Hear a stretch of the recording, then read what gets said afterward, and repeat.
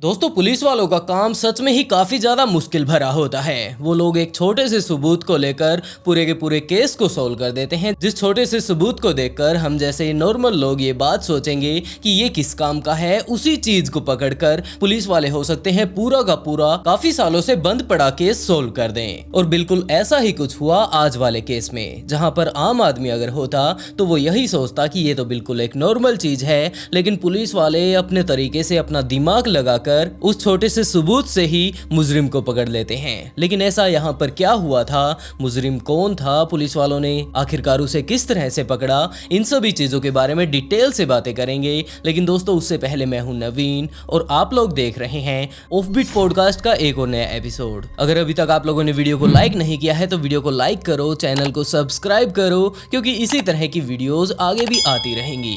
तो इसी के साथ चलिए दोस्तों शुरू करते हैं आज का वीडियो। लेकिन दोस्तों, उससे पहले अगर आप लोग शाउट आउट चाहते हैं तो वीडियो के नीचे जाकर एक प्यारा सा कमेंट जरूर करें। दोस्तों, टाइम था 27 सितंबर 1984 का, जब लियन टियनर का जन्म लीड्स यूके में हुआ। इससे पहले इसकी बड़ी बहन मिशेल इस दुनिया में आ चुकी थी, लेकिन लियन के जन्म के बाद उसके माता पिता के बीच लड़ाइयां काफी ज्यादा बढ़ जाती हैं। वो लोग पहले भी लड़ाई किया करते थे, लेकिन जब से लियन पैदा हुई थी उसके बाद तो वो दिन प्रतिदिन एक दूसरे से काफी ज्यादा नफरत करते जा रहे थे। और एक टाइम ऐसा भी आया जब आखिरकार उन दोनों ने एक दूसरे से तलाक ले लिया। तलाक के बाद उनकी माँ सैरेन अपनी दोनों बेटियों लियन और मिशेल को लेकर अपनी माँ के घर पर आ जाती है। लियन और मिशेल अब उसकी नानी के घर पर ही बड़े होने लगते हैं। सैरेन ने ये बात बताई कि लियन बचपन से ही औरों की मदद करने के लिए हमेशा तैयार रहा करती थी, लेकिन दूसरी तरफ मिशेल का बर्ताव थोड़ी अलग तरह का था। वो हमेशा गुस्से में रहा करती थी और वैसे जरूरतमंद की मदद के लिए हमेशा वो भी तैयार रहती थी। इसी तरह ये दोनों लड़कियां अपनी नानी के यहाँ पर अपनी माँ के साथ रहकर बड़ी होने लगती हैं और ये दोनों ही अपने परिवार के साथ ज्यादा से ज्यादा टाइम स्पेंड करने की कोशिश करती थी। और उसके बाद टाइम आया 26 नवंबर 2000 का, जब लियन अपनी नानी के साथ चर्च गई हुई थी। वो वहां चर्च में जाती है, उसके बाद वापस आ गई और उसके बाद वो तैयारी करने लगती है अपनी दोस्त के साथ मार्केट जाने के लिए। जब उसकी नानी ने पूछा कि बेटा तुम मार्केट से क्या खरीद कर लाने वाली हो, तो लियन ने कहा कि वो क्रिसमस की तैयारी कर रही है। उसकी नानी ने कहा कि अभी तो क्रिसमस के काफी दिन पड़े हैं, तो लियन ने कहा कि बड़े ही आराम से मैं तैयारी करूंगी और इस चीज में जल्दबाजी किस चीज की, हम लोग आराम आराम से तैयारी करते रहेंगे और जब तक क्रिसमस आएगा तब तक हम लोग सारी तैयारी कर चुके होंगे। यही बात बोलकर वो निकल पड़ती है अपने घर से और वो जा पहुंचती है अपनी दोस्त सारा के पास, क्योंकि दोनों ही मिलकर मार्केट जाने वाली थी। वो दोनों ही मार्केट में जाकर बड़े ही अच्छे से शॉपिंग करते हैं और वापस घर पर आने लगते हैं। जब तक वो वापस घर पर आती लगभग 5 बजे का टाइम हो चुका था और वो दोनों ही आकर वहां बस स्टॉप पर उतर जाती हैं, जहां से उन्हें अपने घर के लिए पैदल ही जाना था। सारा का घर उस बस स्टॉप से काफी ज्यादा नजदीक था, लेकिन दूसरी तरफ लियन का घर उस स्टॉप से थोड़ा दूर पड़ता था और वहां पर जाने के कुल 2 रास्ते थे। एक लंबे वाला जो कि एक बाजार से होकर गुजरता था और दूसरा था एक सुनसान जंगल से होकर गुजरने वाला। ये जंगल वाला रास्ता थोड़ा छोटा था, तो लियन ने ये बात सोची कि वो इस जंगल वाले रास्ते से ही चली जाती है। और वैसे अभी रात तो हुई नहीं है, तो हो ना हो कोई ना कोई बंदा वहां जंगल से गुजर रहा होगा और मैं वहां पर अकेली नहीं रहूंगी, क्योंकि उसकी माँ ने हमेशा ये बात मना कर रखी थी कि अगर तुम्हें रात को अगर अकेले आना पड़े तो तुम्हें उस जंगल वाले रास्ते से नहीं आना है, क्योंकि वो सुनसान हो जाता है और उसके बाद वहां पर खतरा बढ़ जाता है। और यही बात सोचकर लियन उस रास्ते से जाने लगती है। लेकिन इस बात को बीते हुए आधा घंटा बीत चुका था और सारा भी अपने घर पर पहले ही पहुंच चुकी थी, तो उसने लियन की मोम के पास कॉल किया और उससे ये बात पूछी कि क्या वो घर पर पहुंच चुकी है। तो लियन की माँ ने कहा कि वो तो यहाँ पर आई ही नहीं। तो सारा और लियन दोनों ही परेशान होने लगती हैं, क्योंकि सारा ने ये बात कही कि हम लोग लगभग 5 बजे ही आ चुके थे और इस बात को बीते हुए लगभग आधा घंटा बीत चुका है। जंगल वाले रास्ते में जो टाइम लगने वाला था वो लगभग 15-20 मिनट का था, लेकिन अभी तो आधा घंटा बीत चुका है। तो लियन की माँ परेशान जरूर होने लगी, लेकिन उन्होंने थोड़ी देर और वेट किया। इसी तरह टाइम बीतता रहा और 7 बज चुके थे, लेकिन अभी तक लियन घर पर नहीं पहुंची थी। तो उसकी माँ ने पुलिस के पास कॉल किया और सारी की सारी बातें बताई कि किस तरह से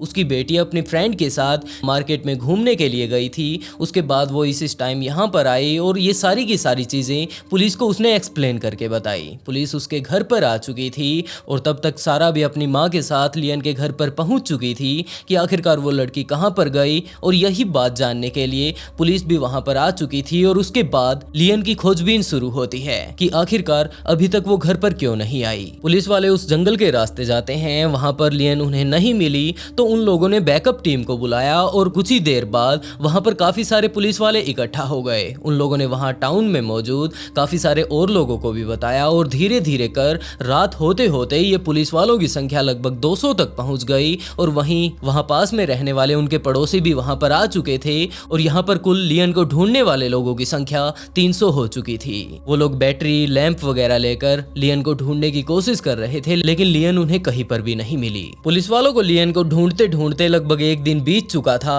और अब उनके दिमाग में ये बात आने लगी कि नॉर्मली अगर वो गुम होती, रास्ता भटक जाती तो अभी तक हमें वो मिल जानी थी। वो जरूर किसी के द्वारा किडनैप कर ली गई होगी। जिसके बाद पुलिस वालों ने एक एक घर में जाकर नॉक करना शुरू किया और इस बारे में बताना शुरू किया कि ये लड़की गायब है और क्या आपने इसे कहीं पर देखा है। इसके साथ साथ पुलिस वालों ने वहां पर मौजूद वीरान इलाकों में भी उसे ढूंढना शुरू किया और इसके साथ साथ वहां पर जितनी भी खाली बिल्डिंग मौजूद थी उनमें भी जाकर उसे ढूंढा कि हो सकता है किसी ने किडनैप करके उसे यहाँ पर रख रखा हो।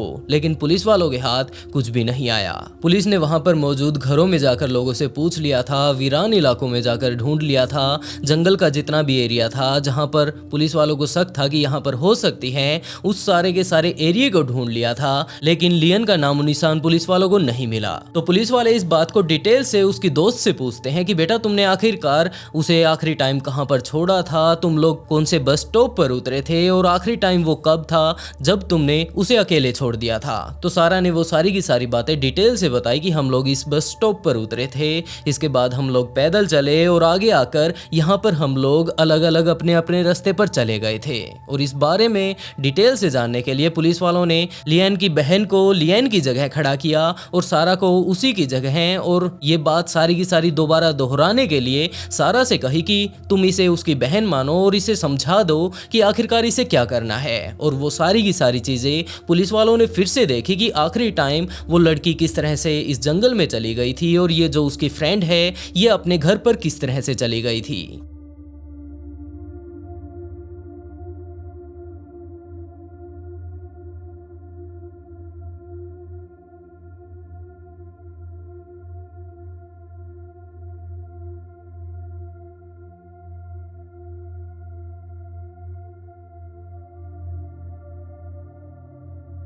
और इसके साथ साथ पुलिस वालों ने सारा से ये बात भी पूछी कि जब आखिरी टाइम वो लड़की जंगल की तरफ जा रही थी तो क्या तुमने उस जंगल की तरफ जो रास्ता जा रहा था वहां पर किसी व्यक्ति को देखा था। तो सारा ने साफ इनकार कर दिया। एक तरफ तो पुलिस वालों को सारा के ऊपर भी शक हो रहा था कि हो सकता है इन दोनों लड़कियों के बीच लड़ाई हो गई हो, बाद में ये सारी की सारी अब बेतुकी कहानी हमें बता रही होगी ताकि ये अपने आप को बचा सके। लेकिन पुलिस वालों का ये सिर्फ और सिर्फ अंदाजा था। पुलिस वाले और ज्यादा छानबीन करते हैं और इसी बीच उन्हें पता चलता है कि लियन का एक बॉयफ्रेंड भी है जिसका नाम है वेन कीली। तो पुलिस वालों ने उनके इतिहास को भी खंगालने की कोशिश की कि क्या पिछले कुछ एक दिनों में इन दोनों के बीच लड़ाई हुई हो, क्योंकि ये दोनों दोस्त हैं। तो हो सकता है लियन ने उसे ये बात बता दी हो कि वो इस तरह शॉपिंग करने के लिए गई है और रात का टाइम था, तो उसके दोस्त ने ही ये बात सोच ली होगी कि रात का टाइम है, हो सकता है वो जंगल से जाने वाली हो, तो वो उसे वहीं पर दबोच लेगा। तो पुलिस वालों ने ये सारी की सारी चीजें भी चेक कर ली, लेकिन ऐसा कुछ पुलिस वालों के हाथ नहीं आया जिससे पुलिस वाले बोल सके कि सारा या फिर उसका बॉयफ्रेंड वैन उसके गायब होने के पीछे हो सकता है।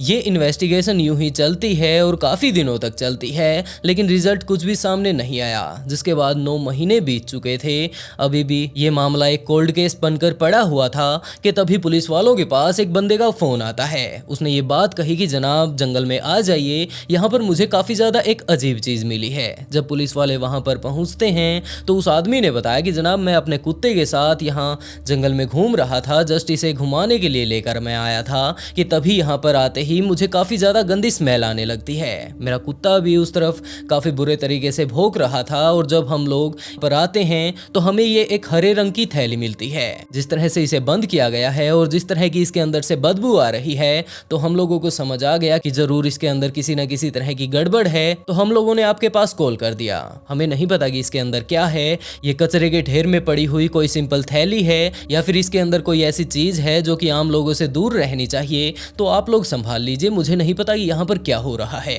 तो पुलिस वाले जब उस हरे रंग की थैली को खोलते हैं तो उसके अंदर एक बॉडी मिलती है और वो बॉडी किसी और की नहीं जबकि लियन की ही थी। पुलिस वालों को इस केस के बारे में बड़े ही अच्छे से पता था क्योंकि कुछ एक दिन पहले ही वो लोग इस लड़की को ढूंढ रहे थे और आज इसकी बॉडी मिल गई। लेकिन सबसे अजीब बात थी वो ये कि जब ये गायब हुई थी उस टाइम हुआ करती थी वैसी ही ये आज है। तो पुलिस वालों ने सबसे पहले उसे देखकर यही अंदाजा लगाया कि इसे शायद हफ्ते 10 दिन पहले ही मारा गया होगा, क्योंकि अगर इसे 9 महीने पहले मारा जाता तो आज इसकी बॉडी लगभग डिकम्पोज होने को हो चुकी होती। लेकिन ये लड़की बिल्कुल अच्छे से पहचान में आ रही है और इसके शरीर में ज्यादा बदलाव नहीं आए हैं। तो पुलिस ने उस लड़की की बॉडी को देखना शुरू किया और देखते ही देखते उन्हें पता चलता है कि इसके गले में एक कुत्ते वाला पट्टा बांधा गया है और इसके साथ साथ इसके दोनों हाथों को भी पीछे बांधा गया है स्ट्रिप के साथ। उस लड़की की डेड बॉडी काफी अच्छी कंडीशन में थी। तो पुलिस वालों ने यही अंदाजा लगाया कि जिस भी बंदे ने इसके साथ ये सारी हरकतें की है उसका डीएनए हमें इसकी बॉडी से मिल जाएगा और उसके बाद हम लोग उस बंदे तक भी पहुंच जाएंगे जिसने इसकी जान ली है। तो पुलिस वालों ने तुरंत उसे पोस्टमार्टम के लिए भेज दिया और वहीं पर उन्हें एक मफलर भी मिलता है जिसके ऊपर एक बाल लगा हुआ था। तो पुलिस वालों ने उसे भी एक एविडेंस के तौर पर अपने पास रख लिया। पोस्टमार्टम की रिपोर्ट आती उससे पहले ही पुलिस वालों ने इस केस के ऊपर पूरे तरीके से काम करना शुरू कर दिया और ये अंदाजा लगाना शुरू किया कि हो सकता है जो ये इसका कातिल है वो यहीं आसपास में ही कहीं रहता होगा, क्योंकि जिस तरह की हरी थैली में ये मिली है ये कहीं और की थैली नहीं जबकि एक यहाँ पर काफी ज्यादा मशहूर दुकान की एक थैली है। और इसके अलावा जो इसके हाथ बांधे गए हैं जिन स्ट्रिप से वो भी यहीं आसपास ही मिलती हैं। तो यही बातें सोचकर पुलिस वाले वहीं पर तहकीकात करने लगते हैं और इसके साथ साथ दूसरी तरफ जहां पर उसका पोस्टमार्टम हो रहा था तो उसके शरीर से पुलिस वालों को एक बाल मिलता है। बाद में पूरी इन्वेस्टिगेशन की गई तो उन्हें पता चलता है कि ये बाल एक कुत्ते का था। उसे भी तहकीकात के लिए भेज दिया जाता है लेकिन उस बाल से ज्यादा कोई इंफॉर्मेशन नहीं मिलती जिससे पुलिस किसी अहम डिसीजन पर पहुंच पाए। लेकिन एक बात जो सबसे अजीब थी वो पुलिस वालों को ये पता चलती है कि इस लड़की को 10 या 15 दिन पहले नहीं मारा गया है जबकि इसे उसी टाइम मार दिया गया था जब ये गायब हुई थी।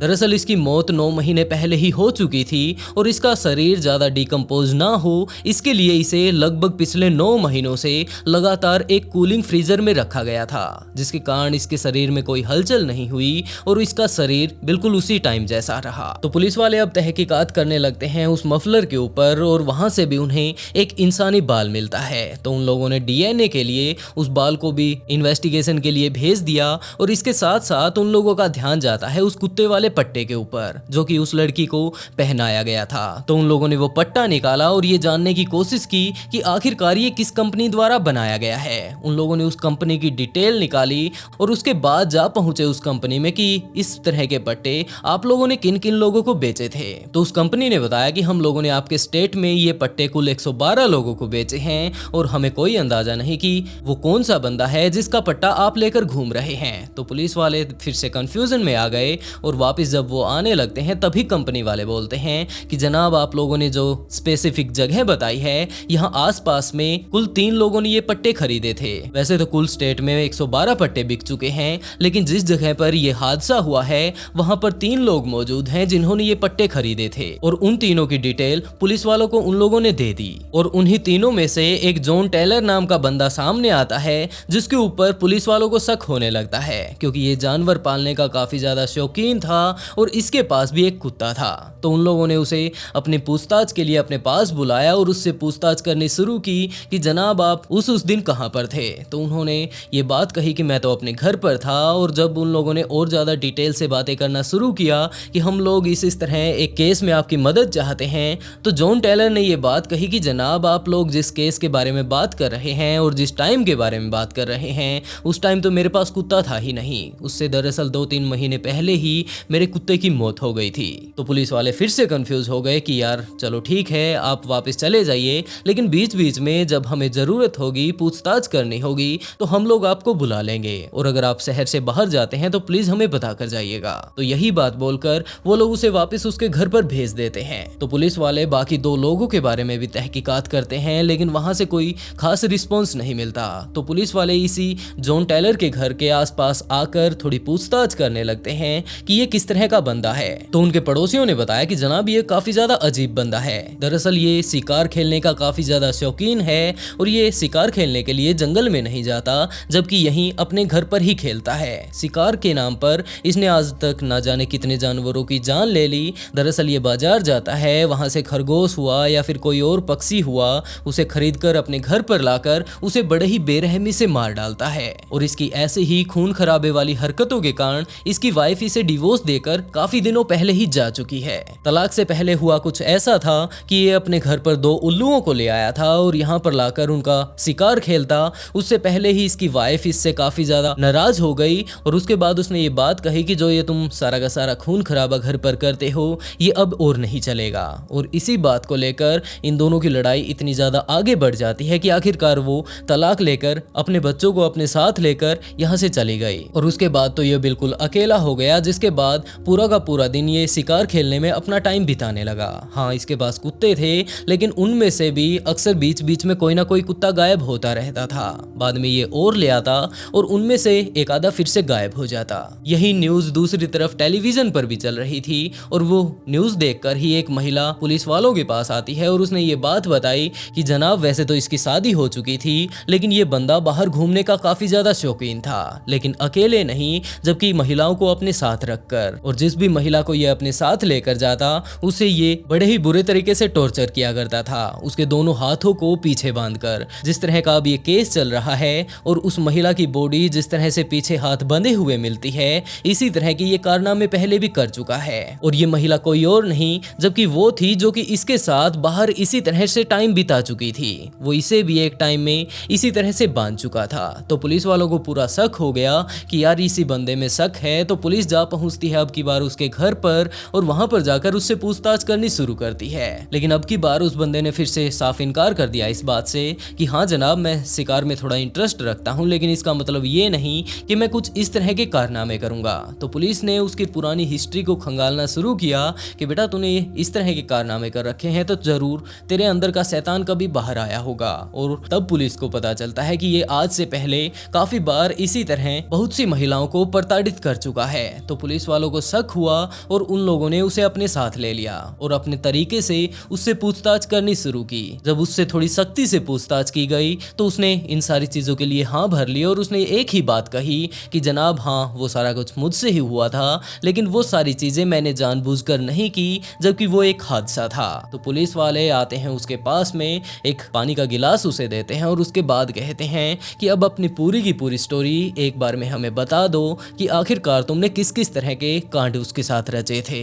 तो उसने कहा कि जनाब जिस कुत्ते के बारे में आप लोग बातें कर रहे हैं वो कुत्ता उस टाइम मेरे साथ हुआ करता था। दरअसल मैं अपने कुत्ते के साथ वहां पर घूमने के लिए गया हुआ था। उस टाइम मैंने ड्रिंक कर रखी थी और ये लड़की मेरे पास से गुजर रही थी। तो मेरे दिमाग में पता नहीं क्या बात आई कि मैंने वहीं पर उसे दबोच लिया और दबोच लिया। उसके बाद वो चिल्लाने लगती है तो एक चिल्लाहट तो उसकी निकलती है, लेकिन उसके बाद मैंने उसके मुंह पर हाथ रख लिया। मेरे को कुछ समझ नहीं आ रहा था कि मैंने ये क्या कर दिया, लेकिन मैं उसे छोड़ भी नहीं सकता था क्योंकि वो चिल्ला रही थी। तो जैसे तैसे कर मैं उसे पकड़कर अपने साथ अपने घर पर ले आया और आज से पहले भी मैं काफी सारी लड़कियों के साथ इसी तरह टाइम बिता चुका था, तो वो सारी की सारी मुझे समझती थी, लेकिन ये नहीं। तो मैं उसे लेकर अपने घर पर आया और अपने घर पर आते ही उसे बेड पर फेंक दिया। मैंने उसे बेड पर फेंक तो जरूर दिया, लेकिन वो बेड पर गिरकर दूसरी तरफ जा गिरती है और जैसे ही वो नीचे गिरी तो उसका सिर फर्श से जा टकराया और उसके बाद वहां पर पूरे तरीके से खून फैल गया। और उसके बाद क्या था, मैं काफी ज्यादा घबरा गया और जब मैंने उसकी नब्ज चेक की तो वो अपनी जान गंवा चुकी थी। और ये सारा का सारा सिर्फ हादसा था, इसके अलावा कुछ भी नहीं। तो पुलिस वालों ने ये बात पूछी कि तुम्हारा वो इसी बीच कुत्ता कहाँ गया। तो उसने कहा कि जनाब जब आप लोग इस बात की तहकीकात कर रहे थे कि एक बंदा है जिसके पास कुत्ता है और उसे आखिरी बार उस जगह पर देखा गया है जहां पर वो लड़की गायब हुई थी, तो मैं काफ़ी ज़्यादा घबरा गया और मैंने उस कुत्ते को मार डाला और उसे आखिरकार मेरे गार्डन में दबा दिया। पुलिस वाले उस कुत्ते को ढूंढते ढूंढते उसकी बॉडी निकालने के लिए उसके गार्डन में जाते हैं और जब वो लोग वहां से खुदाई करते हैं तो वहां से सिर्फ एक कुत्ते का कंकाल नहीं जबकि काफी सारे और भी जानवरों के कंकाल निकलते हैं। और जब पुलिस वाले इस बात की पूरी गहराई से छानबीन करते हैं तो उन्हें पता चलता है कि यहाँ से आज से पहले भी काफी सारी लड़कियां गायब हो चुकी हैं और उनके केस कभी सोल्व हुए ही नहीं, लेकिन ये वाला हो गया। और जब पूरी तहकीकात की गई तो यही बात सामने आती है कि उन सारे केसेस में भी इसका हाथ जरूर था। और इन सारी चीजों को डिटेल से जानने के बाद पुलिस वाले उसे कोर्ट में पहुंचा देते हैं और वहां पर उसके ऐसे कारनामों को सुनकर जज ने उसे उम्र कैद की सजा सुनाई। और पुलिस वालों ने लियन की मां सेरेन से एक ही बात कही कि हो सकता है आपकी बच्ची उस दिन बच जाती, लेकिन मेन जो दिक्कत आई वो ये थी कि वो गलत जगह पर गलत टाइम पर थी। अगर ये बंदा वहां पर ना होता तो वो बच जाती, या फिर वो उस टाइम वहां पर ना होती, या फिर अपने लॉन्ग रूट से वापस आती तो वो अपनी जान बचा लेती। लेकिन इनमें से कोई भी बात नहीं हुई जिसके कारण आज उसने अपनी जान गंवा ली है। वैसे दोस्तों, क्या आप लोगों ने ये स्टोरी पहले कभी सुनी है? कमेंट बॉक्स में जरूर बताइएगा। और इसी के साथ दोस्तों आज का शाउट आउट जकारा को and write a beautiful comment to get it out in next video. बहुत जल्द मिलते हैं एक और नए केस के साथ।